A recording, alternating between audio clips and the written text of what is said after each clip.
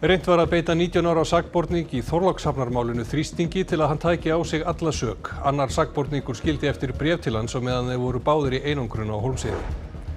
Forseti Alþýðusambands Íslands segir algjört stjórnleysi hafa ríkt í veitingu dvalarleyfa. Hann fagnar því að til standi að endurskoða útlendingalögin en gagnrýnir dómsmálaráðuneytið fyrir samráðsleysi. Tugir þingmanna demókrata í Texas hafa flúið ríkið til að stöðva kjördæmabreytingar sem repúblikanar hafa lagt til. Breytingunum ætlað að styrkja stöðu repúblikana á Bandaríkjaþingi. Vallarstjóri vill að viðurlög verði hert eftir að starfsmaður á golfvelli fekk í sig kúlu eftir högg kylfings. Aðeins munaði fáeinum sentimetrum að kúlan hafnaði í höfði starfsmannsins. Berja áhuga fólk á Norðurlandi farið að kíkja í berjamó eftir bláberjum. Berin eru ekki alveg fullþroskuð en aðeins vantar nokkra daga í það.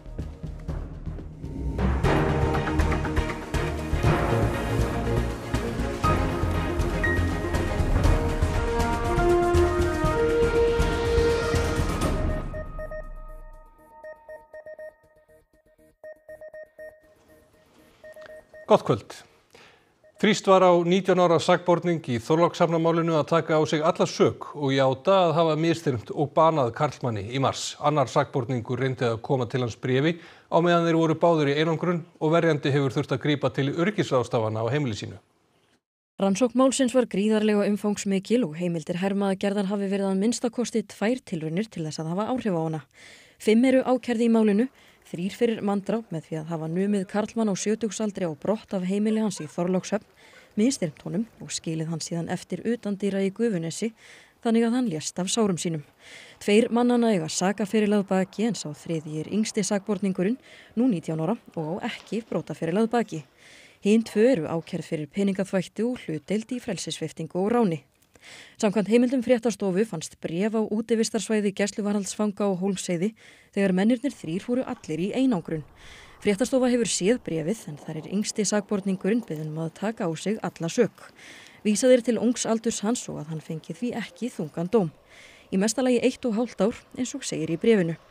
Bréfið handskrifað, undirritað af öðrum sakborningi í málinu og myndbandsupptökur sýna þann mann skilja bréfið eftir. Það nokkuð langt en þar sakborningnum unga sagt að skipta lögumann og tekið fram að búið sé að ræða við lögumann sem geti tekið málið að sér. Hann kæmi út sem legend, tæki hann þetta á sig, treyst sé á hann og að lokum honum sagt að kveikja í bréfinu. Bréfið komst hins vegar aldrei í hendur sakborningsins því annar fangi var fyrri til að finna það og kom því til fangavarða. Fangar í einangrun eiga, líkt og orðið gefur til kynna, ekki að eiga í samskiptum við annað fólk nema þá verjanda sinn, lögreglu eða fangaverði. Þá hefur fréttastofa heimildir fyrir því að einnig hafi verið reynt að hafa áhrif á sakborningin í gegnum nána aðstandendur hans. Þeir hafi verið beðnir að koma skilabúðum til hans að hann þyrfti nýjan lögmann og fengið nafn á lögmanni sem reglulega tekur að sér mál fyrir ýmsa brotamenn. Fólkið varð ekki við þeirri kröfu. Sakborningurinn hefur verið með sama verjanda frá upphafi máls en það Sævar Þór Jónsson. Hann vildi ekki tjá sig við fréttastofu en staðfesti að reynt hefði verið að hafa áhrif á umbjóðanda hans. Þá hefði hann þurft að grípa til öryggisráðstafana í kringum heimili sitt. Karl Ingi Vilbergsson hjá embætti héraðssaksóknara vildi heldur ekki tjá sig en sagði bréfið hluta af sönnunargögnum málsins. Forseta ASÍ og formanni Eflingar líst vel á áform dómsmálaráðherra að endurskoða dvalarleyfiskerfið fyrir innflytjendur utan EES-svæðisins. Þau taka ekki undir orð formanns VR sem telur breytingarnar koma verst við þá sem minnst mega sín. Þorbjörg Sigríður Gunnlaugsdóttir dómsmálaráðherra hyggst leggja fram frumvarp í haust breytingar á útlendingalögum. Þær eru enn óútfærðar en verða til þess að fækka dvalarleyfum hér á landi. Þorbjörg vill fara að dæmi Norðmanna, herða skilyrði og hækka gjaldskrá dvalarleyfis. Okkur hefur þótt skjóta skökku við að við sem 2/3 hluti atvinnumarkaðarins höfum ekki verið kölluð að borðinu en það sem að við sjáum í þessu það að það náttúrulega búið að vera algjör stjórnleysi. Fjölmörg dæmi séu að dvalarleyfi hafi verið gefin út á fölskum forsendum. Og við erum líka með dæmi þess að það mansal á bakvið þessi dvalarleyfi en það kannski ekki vegna þess að reglugerðin slæm, heldur eftirlitið mjög slælegt af þeim aðilum sem að gefa út dvalarleyfi. Halla Gunnarsdóttir formaður VR lýsti yfir efasemdum fyrirætlanir dómsmálaráðherra í hádegisfréttum. Breytingarnar kæmu verst við þá sem minnst mega sín í samfélaginu, minnihluta fólks utan EES sem inni gjarnan störf sem aðrir sæktust ekki eftir. Hún sagði atvinnuþátttöku útlendinga mikla og ef til stæði að fækka þeim þyrftu stjórnvöld að hugað breyttri atvinnustefnu. Formaður Eflingar tekur ekki undir þessar efasemdir. Vandinn augljóslega ekki fólki sem kemur hingað til þess að vinna. Vandinn kerfið sem menngallað, sem án eftirlits og sem að eins og það núna gagnast ekki verka- og láglaunafólki þvert á móti. Þetta hefur verið eitt af þeim málum sem við í Eflingu höfum haft hvað mestar áhyggjur af. Þetta eftirlitsleysi, þetta eru þau mál sem eru verst fyrir okkar félagsfólk. Þarna sjáum við alvarlegustu glæpina og tilraunirnar til glæpana, þannig að já, ég fagna því. Tugir þingmanna demókrata í Texas hafa flúið úr ríkinu til að koma í veg fyrir að breytt kjördæmaskipan nái fram að ganga. Repúblikanar lögðu í síðustu viku til breytingar á kjördæmaskipan sem myndu að óbreyttu færa þingsæti frá demókrötum til repúblikana í næstu kosningum. Demókratar sem eru í minnihluta í þinginu í Texas hafa mótmælt þessu harðlega. Stór hluti þingmanna þeirra hefur flúið í önnur ríki til að koma í veg fyrir að nógu margir þingmenn séu viðstaddir til að hægt verði að afgreiða málið. Þingmennirnir gætu átt á hættu að vera handteknir.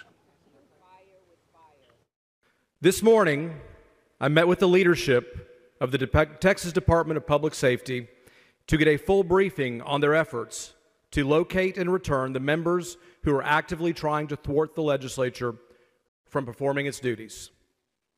DPS is actively working to compel their attendance after I signed their civil arrest warrants yesterday and will continue to do so until those members are back in this chamber. And I believe they have forfeited their seats in the state legislature because they're not doing the job they were elected to do. Breytingar eru yfirleitt gerðar á kjördæmaskipan í upphafi áratugar og því þessi tillaga repúblikana óvenjuleg. Hún gerir ráð fyrir 5 breytingum á kjördæmum í Texas. Sem dæmi kjördæmi við Houston sem tilheyrir demókrötum fært verulega til þannig að það nái yfir dreifbýlt svæði sem að mestu styður repúblikana. Í Dallas yrði stór hluti kjördæmis með demókrata í meirihluta sameinað öðru kjördæmi þar sem repúblikanar ráða ríkjum. Með þessum og öðrum breytingum fengju repúblikanar 5 þingmenn frá demókrötum í þingkosningum sem eiga að fara fram eftir rúmt ár. Það myndi styrkja nauman meirihluta þeirra í fulltrúadeildinni. Demókratarnir sem hafa flúið Texas ætla að berjast gegn þessu með kjafti og klóm. What Republicans are trying to do in Texas is a model for other red states to lie, cheat, and steal their way to victory. They don't give a damn about the will of voters or their needs. In fact, they'd rather bend the knee to Donald Trump in Washington, D.C. than advocate for Texas. It's insulting, it's shameful, and it's wrong. They expect Democrats to kind of be the nice guys that we are. They expect us to take the punch and say thank you. Well, I am here to tell you not only are we going to punch back, but we're about to beat you down. That's right. We are going to win. Friðjónsson, velkomin. Takk. Svona kjördæma hagræðing eða gerrymandering eins og það heitir á ensku. Þetta ekkert nýtt í bandarísku stjórnmálum, en af hverju vekur þetta svona hörð viðbrögð núna? Það náttúrulega eins og það aðalega vegna tvenns. Það vegna þess að við erum að gera þetta inn á miðjum áratug, ef svo má segja, og eins og komst inn á í byrjun að þetta yfirleitt gert í upphafi áratugar þegar eftir að manntali hefur átt sér stað og þingsæti færast á milli ríkja. Og svo þetta líka bara hið beina ákall Donald Trump, það til þingmanna, eða þingsins í Texas, að færa sér fleiri þingsæti til þess að auka líkurnar á því að repúblikanar haldi meirihluta í næstu þingkosningum sem að verða eftir rúmt ár, vegna þess að ef að demókratar ná meirihluta þá verður honum gert mjög erfitt að stjórna og alveg örugglega fara af stað réttarhöld til embættismissis. Ríkisstjórinn í Texas, Greg Abbott, hann hefur hótað þessum þingmönnum demókrata öllu illu. Eru einhverja líkur á því að þeir verði handteknir eða jafnvel sóttir til saka? Þeir verða að koma tilbaka á einhverjum tímapunkti, verða að fara aftur til Texas, en lögsaga Greg Abbott og Texas næri ekkert lengur en að ríkjamörkum Texas.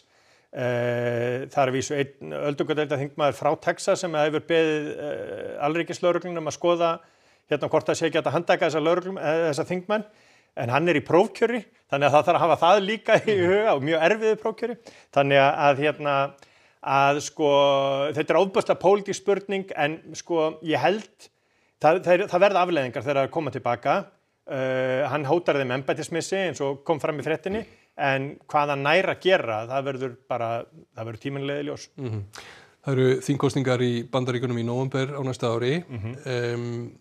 Heldur að við eigum eftir að sjá svona átök víðar í aðdraganda þeirra kosninga?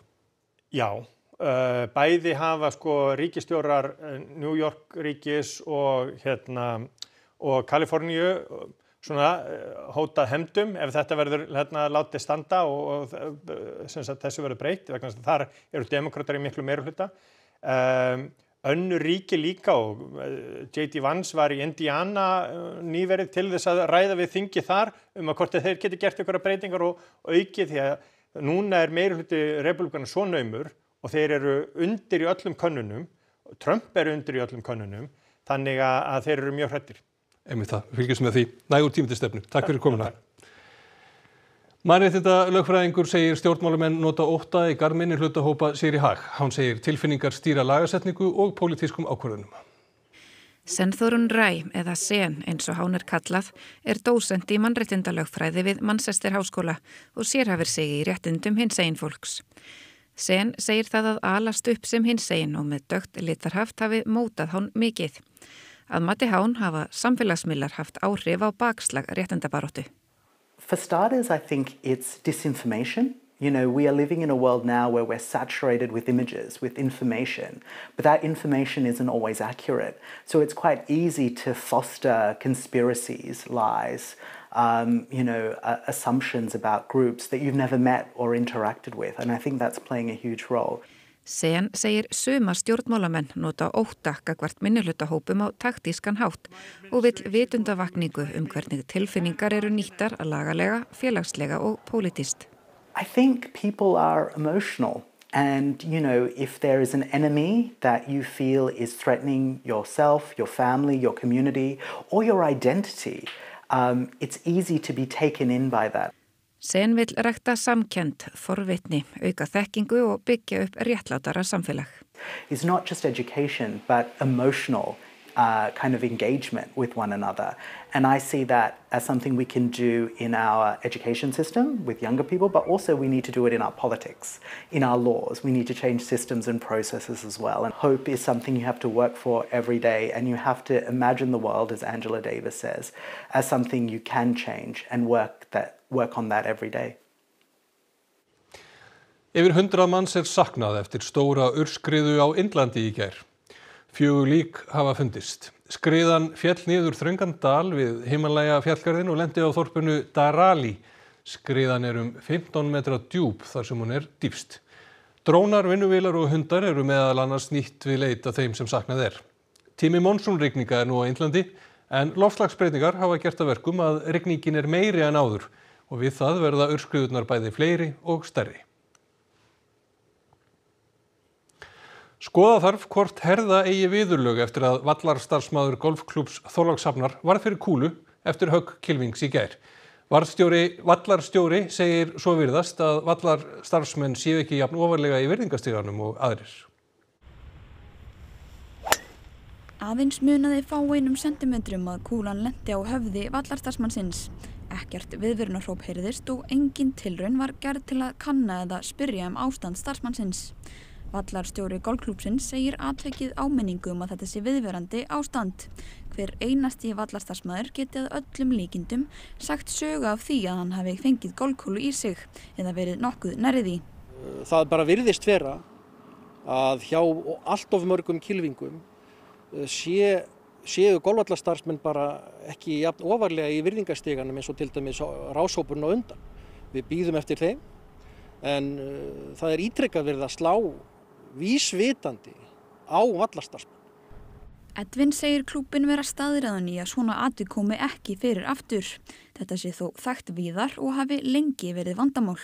Það virðist bara vera að það dugi ekkert annað en að móta þá einhverja sanngjarna málsmeðferð og ákveða þá einhver viðeigandi viðurlög.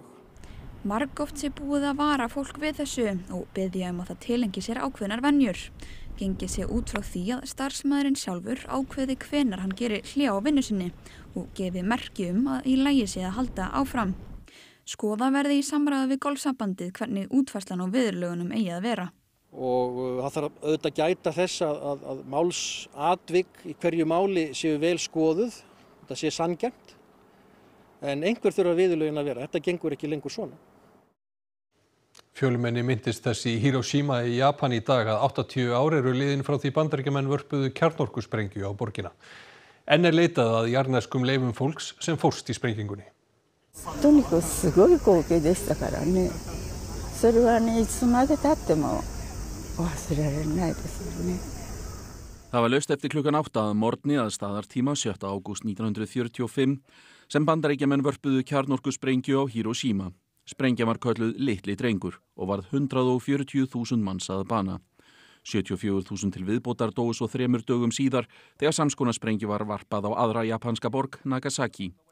Japanar gáfust upp skömmu síðar sem markaði endalok seinni heimsstyrjaldarinnar. Atburðarins var minnst í morgun með bæn og blómum við minningarhofið í Hiroshima. Gestum var tíðrætt viðsjárverða stöðu í heimsmálum sem gerði kjarnorkuógnina þar með áþreifanlegri. ここ広島において核戦争のない世界、そして核兵器のない世界の実現と恒久平和の実現に向けて力を尽くすことを改めてお誓い申し上げます。 Það leggja ekki allir trúnað á þetta því aðgerðaleysi stjórnvalda í friðarmálum var mótmælt við athöfnina. En hafa ekki jarðneskar leifar allra fundist. Þeirra meðal annars leitað á eyjunni Ninoshima, þangað sem þúsundir voru fluttar eftir sprenginguna, illa haldnar af brunasárum. Fáir komust lifandi þaðan og flest líkin voru grafin í skyndi. Þessi vísindamaður hefur fundir beinaleifar á 100 stöðum. 本当に小さい綺麗な乳歯が残ってたんですね。だからこんな赤ちゃんみたいなね、ちっちゃな子供が一体何を悪いことをしたのかと、何の戦争に協力もしてないし。Og þá fyrir við aftur hingað heim og norður í land því bláberjasprettan á Norðurlandi fer nokkuð rólega af stað. Útlitið þó gott fyrir næstu vikur og óhætt að fara að kaupa sykurinn í sultugerðina. Ja, við erum að tína ber og aðalega seljast eftir aðalbláberum. Og hvernig útlitið? Ég átti nú vona meiru. Mér finnst þú bara varla tilbúin. Kannski út af þessu júní-hretti. Ég gæti trúa því. Þau mega alveg vera við guðubót. Hjónin Hulda og Benjamin eru í fyrstu bláberjaferð sumarsins í Þorvaldsdal í Dalvíkurbyggð. Þau eru bæði reynsluboltar í berjatínslu og þekkja orðið móana eins og handarbakið á sér. Ég leita svona eftir brekkum eða það sem liggur vel við sólu og svo þessi skorningar sko. Það er oft svo ferlega gott í þeim. Við erum á þannig styrðari heldur en maður var hérna þegar maður var yngri. Aðeins, ekkert að ráði. Þetta er bara mín núvitund. Sitja hér og heyra ekkert nema einstaka jarm í kind og árniðinn og ilminn úr jörðinni. Þetta er bara lífið. Ég hætti þessu ekki fyrr en ég geti þetta ekki lengur sko. Kem kannski með göngugrindin í dalinn, ég veit það ekki. Sérðu hérna krækiberinn mín? Það eru æðislega fínt sko. En eru þið eitthvað að tína upp í ykkur? Ég ger alltaf svolítið að því, já. Ég fæ mér svona lúku. Er Jóni beneflur? Sérstaklega krækiberinn, mér finnst það ægilega gott að fá mér alveg svona lúku bara. Þannig að það má alveg tína upp í sig? Já. Skárra væri það nú. Já, aðalbláberinn náttúrulega miklu betri heldur en bláberinn. Hvernig er þetta? Mjög gott, sætt og gott. Alveg hrikalega gott. Á Ítalíu standa ekki aðeins mennskir strandverðir vaktina heldur líka fjöldi hunda. Þeir bjarga yfir 30 mannslífum ár hvert. Síðustu 3 áratugi hefur tíðkast að þjálfa hunda til björgunarstarfa á mannmörgum ströndum á Ítalíu. Á þeim tíma hafa yfir 300 hundar lokið námskeiðum í faginu. In caso di intervento multiplo dove il bagnino normale è costretto per forza di cose a fare un singolo intervento per volta, noi riusciamo a prendere fino a 3 persone in un unico intervento. Possiamo dedicarci al 100% delle nostre energie per arrivare perché tanto possiamo contare sul loro aiuto per la fase di rientro. Hundarnir þykja synda afbragðsvel, auk þess að hafa sérstakan hæfileika til að lesa í sjávarföll. Hundar á Ítalíu bjarga 30 manns úr sjávarháska árlega.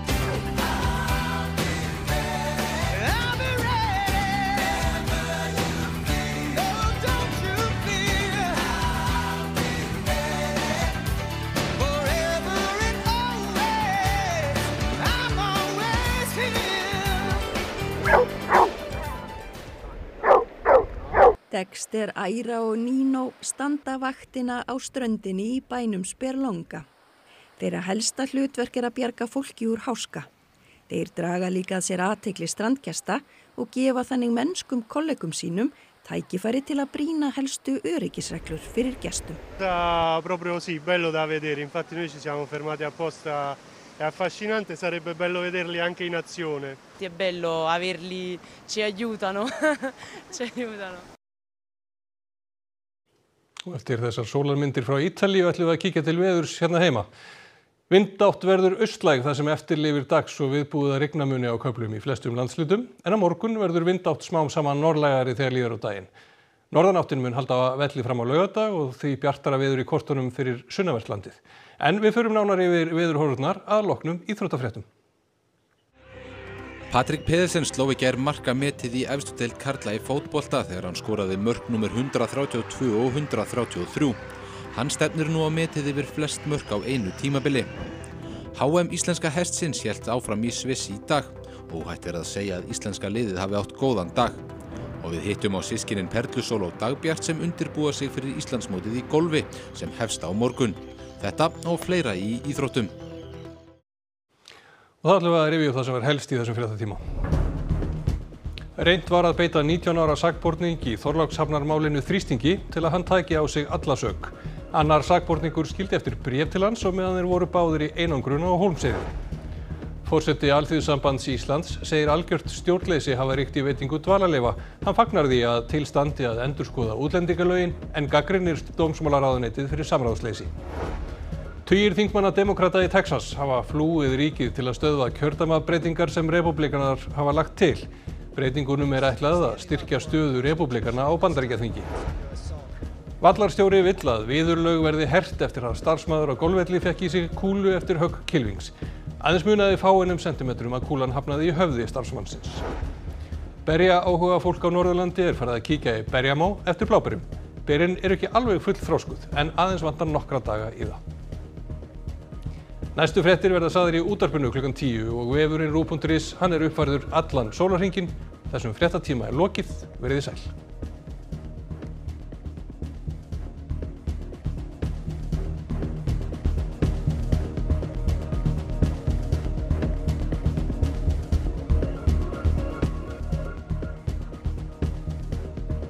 Á RÚV í kvöld.